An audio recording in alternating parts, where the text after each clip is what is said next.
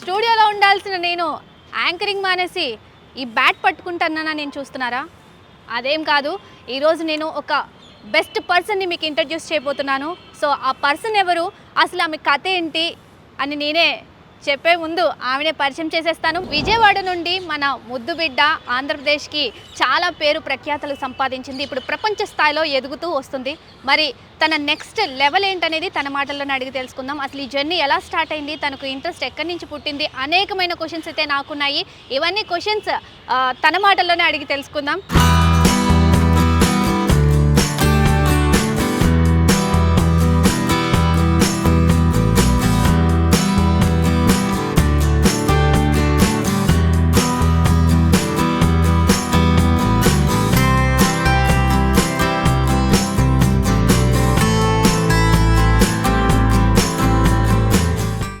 అనుష, ఎలా ఉన్నావు? బాగున్నా, మీరు ఎలా ఉన్నారు? చాలా బాగున్నాను. ఫస్ట్ ఆఫ్ ఆల్ అసలు కంగ్రాచులేషన్స్, ఎన్ని మెడల్స్ సంపాదిస్తున్నావు, అసలు నిజంగా చాలా ఇన్స్పిరేషన్ అయిపోతున్నావు.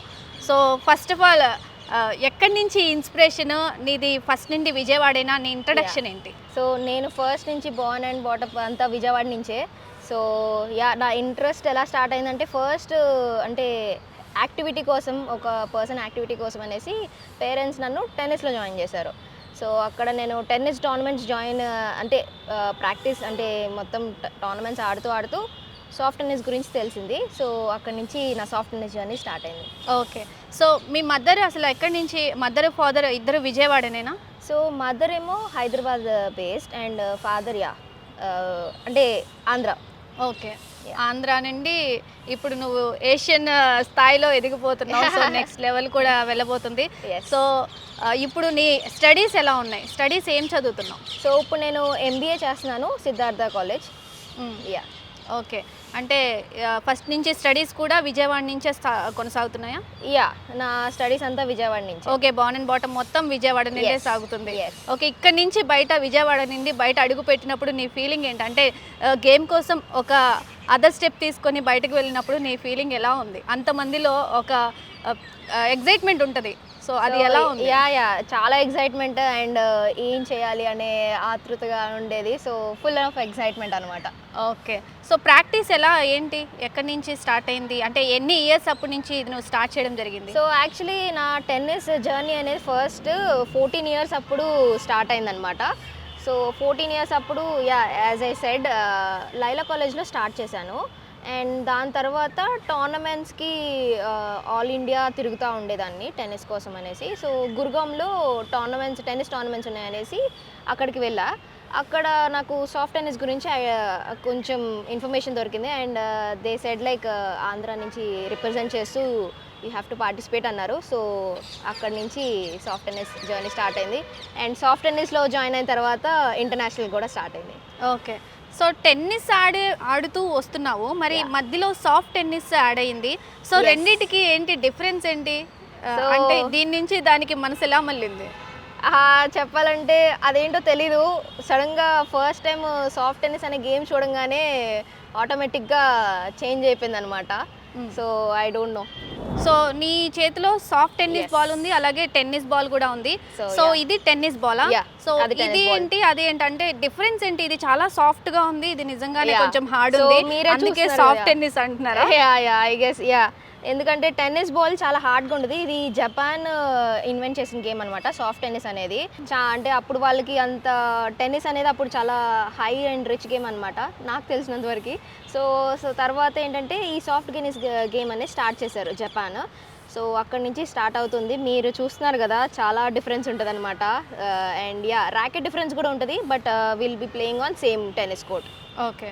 సో ఇది కొడితే 6 అని చెప్పి నేను విన్నాను. సో నువ్వు కొడితే మొత్తం కోర్ట్ అంతా దద్దరిల్లిపోవాలని కూడా చాలా మంది కోరుకుంటూ ఉంటారు. సో అంటే యాక్చువల్లీ టెన్నిస్లో ఏంటంటే స్పిన్ ఎక్కువ వాడతారు, సాఫ్ట్ టెన్నిస్లో ఏంటంటే మనం ఎక్కువ పవర్ వాడాల్సి వస్తుంది. ఓకే. చాలా గట్టిగా ఉండాలి. సో మనకి స్ట్రెంత్ ఎక్కువ కావాల్సి. ఓకే. మరి అలాంటప్పుడు నీ డైట్ ఎలా ఉంటుంది? నీ డైట్ ఎలా మెయింటైన్ చేస్తూ ఉంటావు? సో నేను అంటే అది అంటే న్యూట్రిషన్ బేస్డ్ ప్లాన్ తీసుకుంటాను నేను. సో అలా క్యారీ ఆన్ అవుతా ఉంటుంది. ఓకే. అంటే ఇంట్లో అమ్మ చేసిన వంట అలా అన్నీ మదర్ చేసిన హోమ్ ఫుడ్స్ అన్నీ. ఓకే. సో చాలా మంది డైట్ మెయింటైన్ చేస్తూ ఉంటారు కానీ Yeah. ఇష్టమైన ఫుడ్ వదులుకోవాలంటే గేమ్ పరంగా చూసుకుంటే కొన్ని తినరు, కొన్ని అవును. అవాయిడ్ చేయాల్సి వస్తుంది. Yes. సో అలాంటప్పుడు నీ ఫీలింగ్ ఏంటి? చాలా సాడ్గా ఉంటుంది కానీ బట్ ఎప్పుడు నాకు అనిపించేది ఏంటంటే ఇప్పుడు నేను గేమ్ కోసం సంథింగ్ ఐ హ్యావ్ టు అంటే ఇచ్చేయాలి, త్యాగం చేయాలి. సో నేను త్యాగం చేసేది ఏంటంటే chocolates and ice cream. Okay, Yeah. ఈ రెండిట్లో నీకు ఇష్టమైంది ఏంటి? బోత్ సేమ్ అనమాట. ఐస్ క్రీమ్ చాలా ఇంట్రెస్ట్, అంటే చాక్లెట్స్ కూడా. సో యా ఓకే, వదిలేసుకున్నావు మొత్తానికి. అప్పుడప్పుడు తింటావా ఏమన్నా? అప్పుడప్పుడు అంటే like victory or very great loss అన్నప్పుడు దాన్ని సెలబ్రేట్ చేయడానికి తింటా ఉంటాను. Okay, super. సో మొత్తానికి అమ్మ చేసిన వంట అంటున్నావు. So Yeah. అమ్మ గురించి మాట్లాడుకుందాం, అలాగే ఫాదర్ గురించి కూడా మాట్లాడుకుందాం. చిన్నప్పటి నుంచి ఆడపిల్లని బయట పంపించాలంటే చాలా మందికి ఒక Yeah. రకమైన భయం ఉంటుంది. సో ఆ భయాన్ని అధిగమించి వాళ్ళు నిన్ను బయటికి పంపించారు, ప్రాక్టీస్ చేయించారు. సో ఇప్పుడు నువ్వు విన్ అవుతున్నావు, అన్నిట్లో గోల్డ్ మెడల్స్ సాధిస్తున్నావు. సో ఎలా అనిపిస్తుంది? వాళ్ళ సపోర్ట్ నీకు ఎలా ఉంది? సో యాక్చువల్లీ నేను ఎక్స్పెక్ట్ చేయలేదు, బికాజ్ అందరూ పేరెంట్స్ అంత సపోర్ట్ ఇవ్వరు. బట్ మా పేరెంట్స్ ఏంటంటే ఇన్ ఫస్ట్ గోనే ఒక ఫేజ్ వచ్చింది నాకు. ఎలా అంటే లైక్ 10th తర్వాత ఎగ్జామ్స్ తర్వాత వాచ్ యువర్ ఫ్యూచర్ ప్లాన్ అనేసి. బట్ నేను అన్నాను అది I want to go in to sports as a career. So అలా స్టార్ట్ అయింది. అండ్ వాళ్ళు వితౌట్ ఎనీ రిగ్రెట్ వాళ్ళు అన్నారు అది okay we will support you అని అన్నారు. ఓకే, సో అప్పుడు నీ ఫీలింగ్ ఏంటి? ఓకే, నన్ను ఎంకరేజ్ చేస్తున్నారు అన్నప్పుడు నీ ఫీలింగ్ ఏంటి? చాలా happy and excited for the future career అనేసి. ఓకే, సో ఫ్యూచర్ కెరియర్ అంటున్నావు అంటే దీన్నే నువ్వు ఇంకా ఎంచేసుకున్నట్టేనా? అంటే చాలామందికి ఒక ఐఏఎస్, ఐపీఎస్ అలాంటివి అవ్వాలని చాలామందికి ఇంట్రెస్ట్ Yeah. కలుగుతూ ఉంటుంది. సో స్పోర్ట్స్ ఆడేవాళ్ళు చాలా తక్కువ మంది ఉంటారు. ఆ తక్కువ మందిలో ఆడపిల్లలు ఇంకా తక్కువ మంది ఉంటారు. అవును. మనం చూసుకున్నట్లయితే చాలామంది ఒక పివి సింధు తర్వాత కొంతమంది తర్వాత చాలా లిస్ట్ అనేది తక్కువ ఉంటుంది. అది మన తెలుగు రాష్ట్రాల నుండి ఇంకా తక్కువ ఉంటుంది. సో అలాంటప్పుడు నీ ఫీలింగ్ ఏంటి ఇలా పంపిస్తున్నప్పుడు? అంటే యాక్చువల్లీ చాలా గుడ్ ఫీలింగ్, ఎందుకంటే చాలా తక్కువ మంది, మీరు చెప్పినట్టే చాలా తక్కువ మంది వస్తారు. సో ఓ రకంగా అది ఇన్స్పిరేషన్ టైప్ ఉంటుంది. ఇప్పటి వరకు ఎక్కడెక్కడ ఆడావు, ఎన్ని మెడల్స్ సాధించావు? సో నాది ఇప్పుడు దాకా ఏంటంటే 13 international medals and 15 national and state medals అనమాట. ఓకే, సో అవి ఎక్కడెక్కడ ఆడావు? అంటే ఏ ప్లేస్కి వెళ్ళాయి? అదర్ కంట్రీస్ ఎక్కడెక్కడికి సో వెళ్ళావు? అదర్ కంట్రీస్ అంటే పోలాండ్, థాయిలాండ్, ఫిలిప్పీన్స్. సో ఒక ఆడపిల్ల అంటే ఆడపిల్లగా రెడీ అవ్వడం ఇలాంటివన్నీ చాలా ఇంట్రెస్ట్ కలుగుతూ ఉంటుంది. మేకప్ వేసుకోవాలి, కొంచెం ఎక్కడికైనా వెళ్ళినప్పుడు రెడీ అవ్వాలి, హెవీ డ్రెస్లు వేసుకోవాలి. అలాగే మనం చూసుకున్నట్లయితే నీకు హెయిర్ చాలా పొడుగు ఉండాలి అని చెప్పి ఉంటుంది. సో హెయిర్ కూడా నువ్వు సాక్రిఫైస్ చేసావని విన్నాను. సో ఏంటి దాని గురించి? అంటే అందరి గర్ల్స్కి ఇంట్రెస్ట్ బాగా డ్రెస్ చేయడం, అది గుడ్ థింగ్. బట్ నాకు కొంచెం ఆపోజిట్ అనమాట. ఫ్రీగా ఉండడం అంటే కొంచెం జీన్స్ అండ్ నార్మల్ అంటే స్పోర్ట్స్ వేర్లోనే నాకు చాలా ఫ్రీనెస్ ఉంటుంది. సో మోస్ట్లీ స్పోర్ట్స్ వేర్ అనేది నాకు కంఫర్టబుల్ అనమాట. ఓకే, సో ఒక టామ్ బాయ్లా ఉన్నావు అని చెప్పుకోవచ్చు. అలాగే నీ హెయిర్ గురించి ఏంటి? ఇంతకు ముందు చాలా లాంగ్ హెయిర్ ఉండేది. యాక్చువల్లీ అంటే నేను స్కూల్లో ఉన్నప్పుడు ఇంత దాకా ఉండేది, స్లోగా వచ్చిందనమాట. స్లోగా కట్ చేసుకుంటూ వచ్చాను. ఒక 1 పాయింట్లో ఏంటంటే ఇంకా హెయిర్ అనేది చాలా కోపం వచ్చేసింది. సో అంటే లైక్ కోపం అంటే like I want to give more on sports. Actually time ఎక్కువ తీసుకుంటుంది అనమాట. నాది actually curly hair.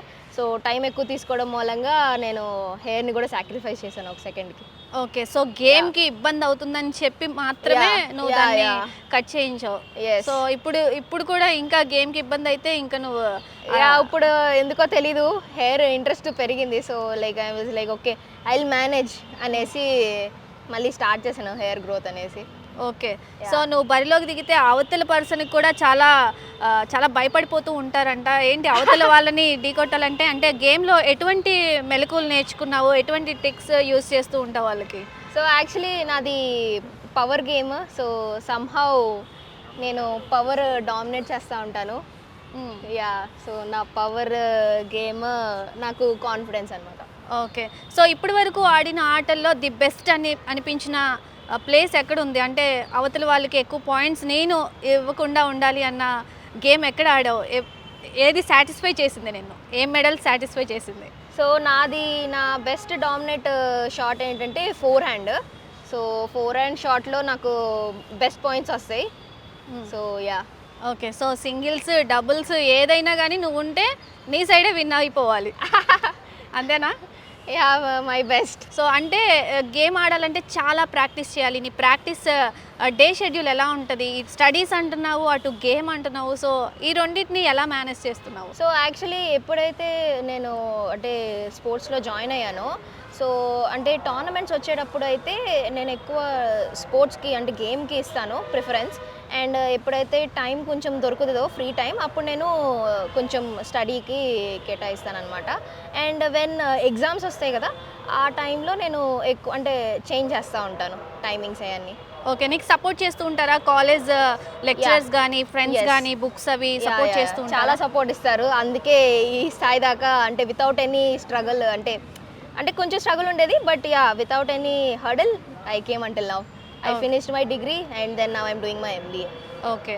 So game ఆడాలంటే ఫినాన్షియల్ పరంగా మనకి సపోర్ట్ ఉండాలి, పేరెంట్స్ సపోర్ట్ ఉండాలి, అలాగే మనం గేమ్ విన్ అయినప్పుడు మెడల్స్ వస్తూ ఉంటాయి. సో ఆటోమేటిక్గా మనకి స్పాన్సర్స్ వస్తూ ఉంటారు. Yeah. కానీ మనం ముందు ఫినాన్షియల్గా సెట్ అవ్వాలి.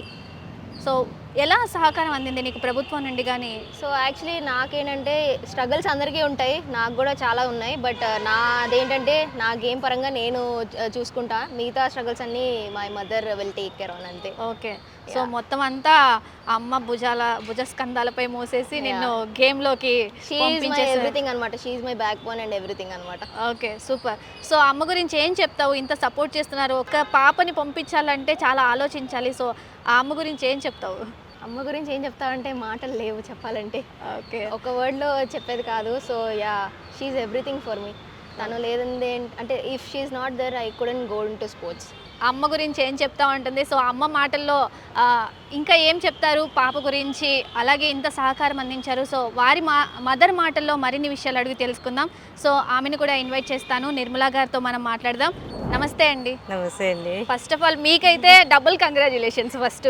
సో ఒక పాపని ఇంత ఇదిగా ఇంత స్థాయిలో నిలబెట్టినందుకు నిజంగా ఒక అమ్మగా మీకు హ్యాట్సప్ చెప్తున్నాను. సో అమ్మలందరికీ కూడా నిజంగానే hats off.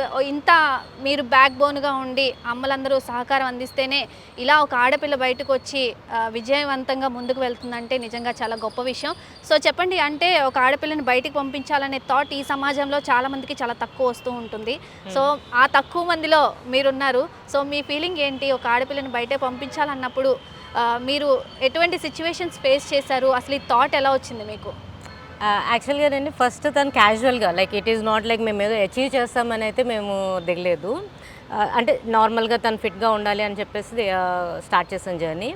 Like utmost like she's playing well. తర్వాత లైక్ ఐ థాట్ లైక్ బయట ఎక్స్పోజర్ ఉంటే ఒక ఆడపిల్లకి చాలా మంచిది అని నేను అనుకున్నాను. Then I mean it is un unexpected thing she started picking up in the game. So like నేను అనుకున్నాను ఓకే ఆడపిల్లలు అని అంటే when she's choosing a different path, okay, encourage చేయటం ఇంకా మంచిది అన్నట్టుగా నేను స్టార్ట్ చేశాను ఇంకా అక్కడికి. ఓకే. సో హర్డిల్స్ అంటారా, journey is a very tough fight. ఒక ఆడపిల్లను ఇక్కడి నుంచి బయటకు తీసుకెళ్ళాలి అని అంటే it's a very big fight. Big fight with the society, big fight with the family, everything it goes on. So అవన్నీ ట్యాకిల్ చేసుకుంటా, తన మీద ఏ ప్రెషర్స్ పడకుండా, even in the financials way అవన్నీ చూసుకుంటా like still now we have reach to Asian Games. And Asian Games దాకా వెళ్తుంది అనే కూడా నాకు కూడా ఊహల్లో లేదు ఇప్పుడు. But it was a big this thing, like అదొక డ్రీమ్ లాగా ఉంటుంది ఇప్పుడు మాకు. ఓకే. సో ప్రపంచ స్థాయి నుండి నెక్స్ట్ లెవెల్కి తీసుకెళ్ళిపోయారు. ఈ స్థాయికి వచ్చిందంటే ఇంకా మీరు నిజంగా హ్యాపీ అనమాట. Happy mother in the world అనుకోవచ్చు. So like happy mother in the world. The same thing with my kid because she was not deviated in any things. Like తన ఫోకస్ అంతా తన గేమ్, స్టడీస్ అలా పెట్టుకునేపాటికి it become easy for me to move her to ఇంకా ముందు push back ఇచ్చుకుంటా వెళ్ళాల్సి వచ్చింది. ఓకే. సో కొన్ని స్ట్రగుల్స్ అయితే ఉంటాయి ఫినాన్షియల్ పరంగా, అలాగే తన పర్సనల్ స్ట్రగుల్స్ కూడా చాలా ఉంటాయి. ఒక ఆడపిల్లకి ఉండే పర్సనల్ ప్రాబ్లమ్స్ కూడా చాలా ఉంటాయి. సో అవన్నీ తట్టుకొని తనని ఇంతవరకు తీసుకొచ్చినందుకు చాలా గ్రేట్ అసలు. సో అంటే ఆ జర్నీ మనం ఇక్కడ విజయవాడ నుంచి బయట అడుగుపెట్టిన తర్వాత ఒక చోట నుంచి స్టార్ట్ అయ్యి అదర్ కంట్రీస్కి వెళ్తున్నాం అంటే చాలా మధ్యలో చాలా స్ట్రగుల్స్ ఫేస్ చేయాలి ఉంటుంది. సో ఆ స్ట్రగుల్ ఏంటి, ఎలా ఉంది, ఎలా ఫేస్ చేశారు? Struggle in the sense first thing is food is the main problem. తనకి కొన్ని టోర్నమెంట్స్లో she use to have food poison. Some Jaipur టోర్నమెంట్కి వెళ్ళాము, that was in tennis. She was hospitalized 13 days. It was a very tough fight over that. So అట్లా like okay ఆయన comeback I mean give up ఇవ్వలేదు మేము ఎక్కడ. Okay again Seales మళ్ళీ ఎక్కడికక్కడ start చేసుకుంటా వెళ్ళాం, ఎక్కడికక్కడ ఆగిపోకుండా. ఓకే ఇది నార్మల్, ఇది క్యాజువల్ అనుకుంటా బూస్ట్ చేసుకుంటా వెళ్ళాము.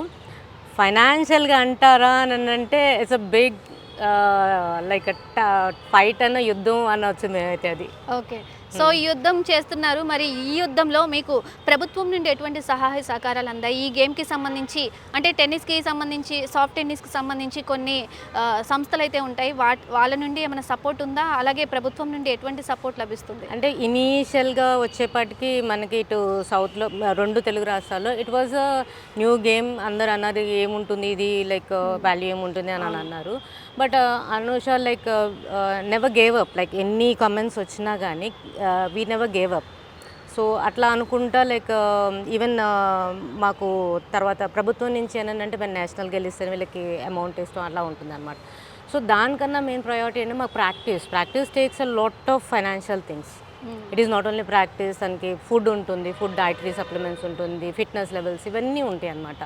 ఇవన్నీ కోప్ చేసుకుని we have to make a I mean player. ఒక ప్లేయర్ అథ్లెట్ బాగా సక్సెస్ అవ్వాలి అంటే ఒక 5 members of group persons work చేస్తేనే she'll be back they. Okay, so వీటన్నిటికీ ఫైనాన్షియల్ స్ట్రగుల్ అంటారా, చాలా down. Covid time we don't have our businesses and everything. So I use to do some part times.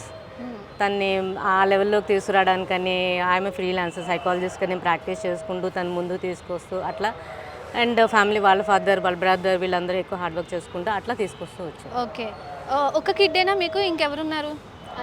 Brother అన్నయ్య ఉన్నాడు. So అన్నయ్య support ఎలా ఉంటుంది? మీ అంటే ఒక అబ్బాయి ఉండగా ఇంకో టామ్ బాయ్ని రెడీ చేశారు, ఇంకో చిన్న కొడుకు అనమాట మీకు. సో ఎలా అనిపిస్తుంది? ఇద్దరు అబ్బాయిలానే ఉంటారా? ఆడపిల్లలు ఎప్పుడైనా బిహేవ్ చేసి ఇద్దరు ఐ మీన్ మీరు ఒక పిక్లో చూస్తే వీళ్ళిద్దరు అన్నదమ్ముల్లా ఉండేవాళ్ళు. When she was a tomboy. Okay, and he has done a very good job. He has worked lot for her. అంటే తనకు స్పోర్ట్స్ ఎక్విప్మెంట్స్ ఇవన్నీ అరేంజ్ చేయడానికి he has done a very good. తన కెరియరే కాదు, తన కెరియర్ చూసుకోవాల్సి వచ్చింది, తిన్నను కూడా తను బేర్ చేయాల్సి వచ్చింది.